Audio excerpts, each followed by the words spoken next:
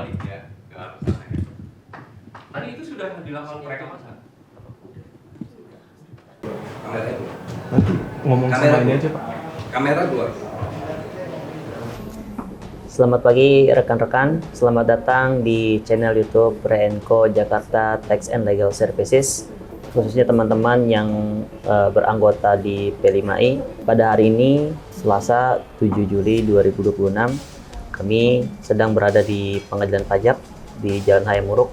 Baru saja kami selesai melaksanakan persidangan, dan setelah persidangan kami ingin berdiskusi, berbincang-bincang dengan seorang praktisi pajak, yaitu Bapak Dr. Alessandro Re, terkait perekaman di dalam persidangan di Pengadilan Pajak. Selamat pagi Pak Re. Pagi Mas Fajar. Baik, Pak Re, ini kita sedikit berbincang-bincang, berdiskusi mengenai perekaman di dalam persidangan di Pengadilan Pajak nih Pak Re. Karena saya sebagai kuasa hukum di salah satu WP, kami bersidang. Kemudian seperti biasa majelis hakimnya sesuai dengan pasal 50 ayat 1 Undang-Undang Pengadilan Pajak membuka persidangan terbuka dan terbuka untuk umum. Namun Pak Re, pada saat persidangan dan sudah dilakukan perekaman, majelis hakim mengarahkan untuk tidak merekam atau menyorot wajah para majelis hakim ini Pak Re. Jadi kamera itu diambil angle-nya cukup menghadap kepada para pihak, kepada penggugat dan para tergugat. Nah, menurut Pak Re, apakah hal tersebut itu telah memenuhi unsur-unsur yang ada di dalam Undang-Undang Pengadilan Pajak, Pak Re? Salah satunya di pasal 50 ayat 1, di mana persidangan itu terbuka dan terbuka untuk umum. Silakan Pak Re. Ya, terima kasih Mas Fajar. Pertanyaannya yang sangat baik ya, rekan-rekan P5I, Perkumpulan Profesi Pengacara dan Praktisi Pajak Indonesia. Perlu saya sampaikan bahwa bagi setiap wajib pajak, dalam hal ini adalah penggugat atau pemohon, untuk bisa persidangannya diliput secara elektronik audio visual, maka pertama-tama rekan-rekan harus mengajukan permohonan. Nah, oleh karena itu, agar permohonannya bisa dikabulkan, tentu harus disampaikan terlebih dahulu permohonannya, ya. Dan permohonan tersebut bukan hanya didasarkan pada Peraturan Ketua Pengadilan Pajak nomor 3 tahun 2016, tapi juga didasarkan pada Peraturan Mahkamah Agung nomor 5 tahun 2020, tepatnya pasal 4 angka 6. Jadi ketika wajib pajak atau penggugat serta pemohon ingin meliput persidangan, maka permohonan itu harus terlebih dahulu diajukan.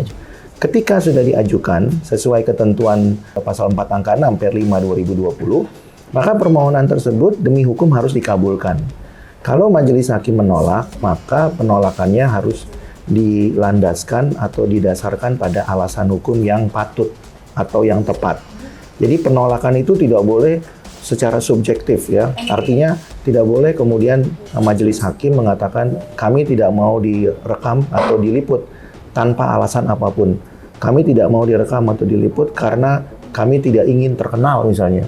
Kami tidak ingin populer misalnya. Itu tidak bisa dilakukan. Karena penolakan itu harus punya alasan hukum. Dan penolakan itu harus disampaikan secara lisan maupun tertulis. Kalau majelis hakim tidak punya alasan penolakan, apalagi dasar hukum untuk menolak, maka permohonannya harus dikabulkan, ya. Dan itu sudah diatur jelas di dalam Per 3 2016 dan juga Peraturan Mahkamah Agung nomor 5 tahun 2020 pasal 4 angka 6. Dan khusus untuk Perma 5 2020 itu berlaku di semua lingkup peradilan di bawah Mahkamah Agung, termasuk pengadilan pajak. Nah, yang menjadi menarik adalah ketika permohonan sudah disampaikan, permohonan sudah sesuai dengan Per 3 2016 dan pasal 4 angka 6 Per 5 2020, maka permohonan demi hukum harus dikabulkan. Nah, dengan demikian ketika permohonan dikabulkan, persidangan itu menjadi dibuka dan terbuka untuk umum. Ketika persidangan dibuka dan terbuka untuk umum, tidak ada lagi konteks atau pemahaman bahwa persidangan itu tertutup atau eksklusif. Tidak ada. Dan pengadilan pajak itu bukan pengadilan anak atau pengadilan asusila. Pengadilan pajak itu adalah pengadilan yang dibuka dan terbuka untuk umum. Nah, tadi saya sampaikan ketika permohonan sudah disampaikan dan dikabulkan, maka persidangannya harus terbuka. Pengertian terbuka itu artinya para pihak dapat direkam atau diliput, termasuk majelis hakim yang menyidangkan. Nah, persoalannya tadi Mas Fajar tanya, bagaimana kalau ada majelis hakim yang mengizinkan perekaman elektronik audiovisual, tapi kemudian perekaman itu tidak boleh meliput wajah atau muka dari majelis hakim, hanya kepada para pihak saja, penggugat, tergugat, pemohon, dan terbanding. Nah, tentu kalau itu dilakukan oleh majelis hakim tertentu, maka kemudian persidangannya itu menjadi tidak terbuka dan dibuka untuk umum, atau tidak dibuka dan terbuka untuk umum, begitu ya. Nah, itu menjadi dibuka sebagian dan terbuka sebagian, ya.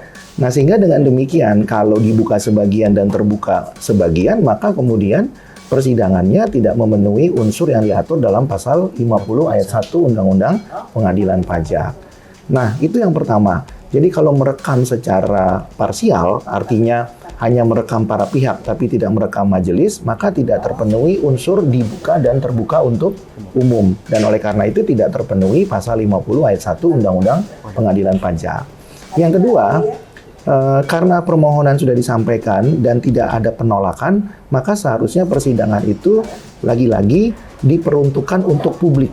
Ya, kalau diperuntukkan untuk publik, namun muka majelis hakim itu tidak diliput atau direkam, maka publik tidak bisa mengetahui nih Mas Fajar, siapa yang menyidangkan perkara ini, dan kemudian apa yang disampaikan oleh majelis hakim tidak tahu, ya kan, karena yang terdengar suaranya hanyalah para pihak saja, ya, penggugat, tergugat, pemohon, dan terbanding.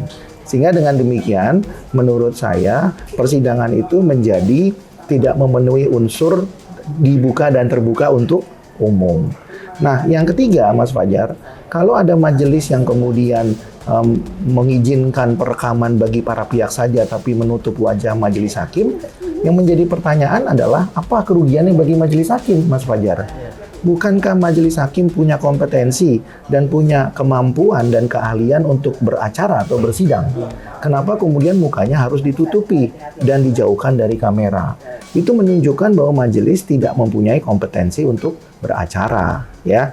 Dan mungkin majelis ragu juga kalau banyak orang yang menonton persidangan, apalagi mungkin ragu kalau dikoreksi bagaimana beracaranya, bersidangnya, dan mungkin juga khawatir juga kalau nanti kemudian ada publik yang mengomentari. Namun demikian, itu adalah resiko daripada profesi. Dan kalau kita lihat di persidangan manapun, di pengadilan negeri, kemudian di pengadilan agama, TUN, bahkan militer, memang persidangannya adalah dibuka dan terbuka untuk umum. Sehingga menurut saya tidak ada alasan untuk kemudian menjauhkan muka majelis dan kemudian menutupi muka mereka pada saat persidangan berlangsung. Kemudian yang keempat, Mas Fajar, tadi saya sampaikan tidak ada ruginya bagi majelis hakim. Yang keempat adalah kalau ini dilakukan menutupi muka majelis, maka ada persoalan masalah transparansi, ya. Berarti persidangan ini kan secara tanda petik, ya, dimaksud atau dilaksanakan itu ingin supaya persidangannya tidak terlalu terbuka, gitu ya, setengah terbuka, setengah tertutup, sehingga transparansinya tidak terlihat dengan jelas. Padahal peradilan itu esensinya adalah transparansi dan keterbukaan, ya. Ketika para pihak sudah siap maju ke pengadilan, maka transparansi bukan sesuatu untuk dinegosiasikan, tapi itu adalah sesuatu yang harus dilaksanakan. Nah, kalau transparansi tidak ada, tentu menjadi presiden buruk bagi pengadilan pajak, ya, dibandingkan dengan pengadilan-pengadilan lain yang memang sudah sangat terbuka dan sangat transparan, ya.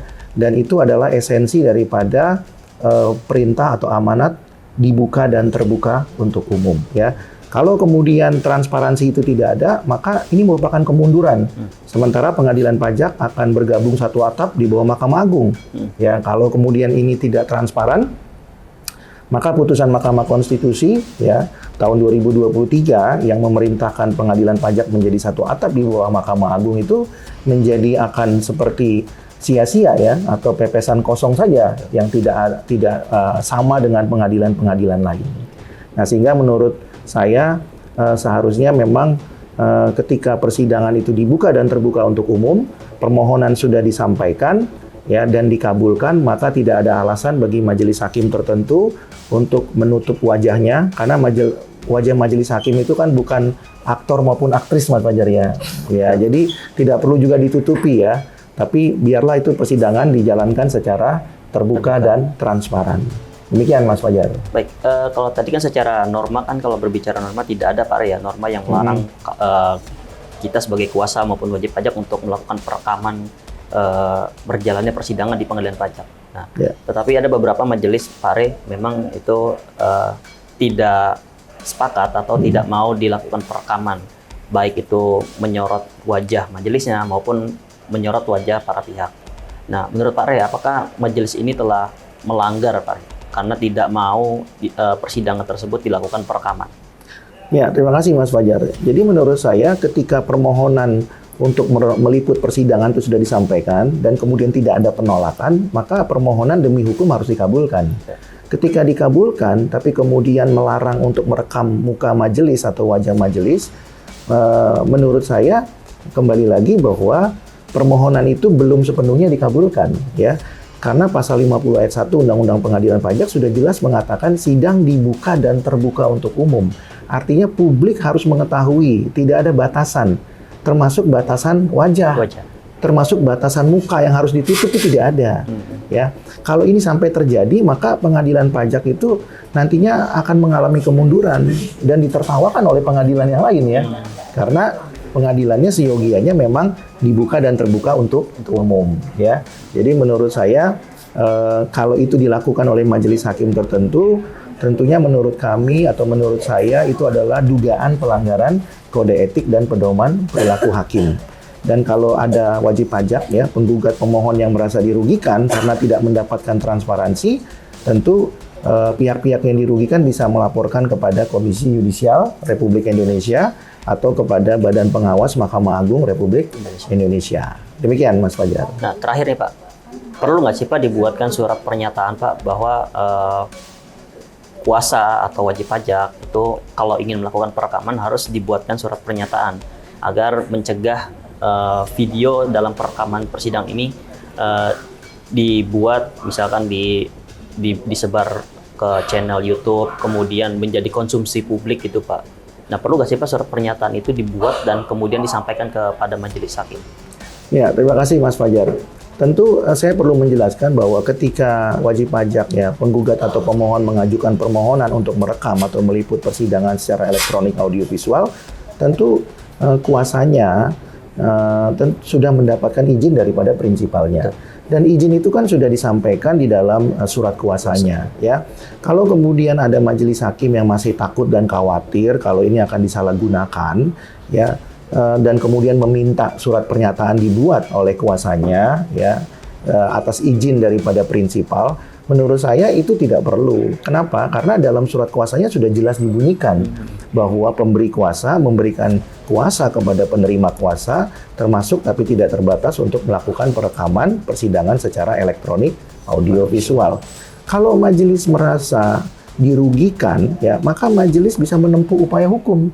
Apakah kemudian para pihak ya menggunakan itu secara melawan hukum ya, misalnya melakukan dugaan tindak pidana di bidang informasi dan transaksi elektronik misalnya, atau menggunakan rekaman atau video tersebut untuk tujuan-tujuan tindak pidana lain misalnya, ya tentu majelis hakim sebagai warga negara juga mempunyai hak untuk menempuh upaya hukum.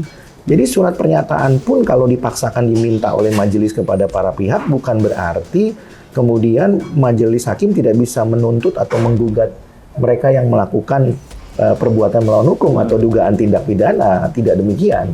Ya, tanpa atau dengan surat pernyataan setiap majelis atau hakim yang merasa dirugikan dapat menempuh upaya hukum. Tapi izinnya kan sudah diberikan oleh pemberi kuasa atau wajib pajak kepada penerima kuasa atau kuasa hukumnya. Jadi kalau surat pernyataan diminta untuk dibuat untuk melindungi majelis hakim, sebenarnya tanpa surat pernyataan pun majelis hakim sudah terlindungi oleh undang-undang yang berlaku dengan sendirinya. Jadi surat pernyataan itu bukan kemudian dapat melindungi majelis hakim, tapi tanpa surat pernyataan, undang-undang yang berlaku sudah melindungi majelis hakim itu sendiri. Jadi majelis hakim tidak perlu khawatir kalau memang ada wajib pajak atau pihak-pihak lain yang menyalahgunakan perekaman persidangan elektronik audiovisual tersebut, Mas Fajar. Oke, baik. Terima kasih Pak Re. Demikian teman-teman diskusi kita pada hari ini, yaitu mengenai perekaman persidangan di pengadilan pajak, bahwa secara normatif memang tidak diatur, tetapi bagi teman-teman yang ingin persidangannya itu diliput secara elektronik, audio, visual, teman-teman yang pertama bisa mengajukan permohonan kepada majelis hakim. Dan kemudian ya setelah mengajukan permohonan, entah itu mendapatkan jawaban atau tidak, tapi secara normatifnya itu telah dikabulkan oleh majelis, maka sidang tersebut bisa dapat dilakukan perekaman elektronik, audiovisual. Demikian diskusi kita pada hari ini. Bagi teman-teman yang ingin mengetahui diskusi kita mengenai topik-topik yang lain, teman-teman bisa pantengin terus channel YouTube Re & Co Jakarta Tax and Legal Services. Terima kasih.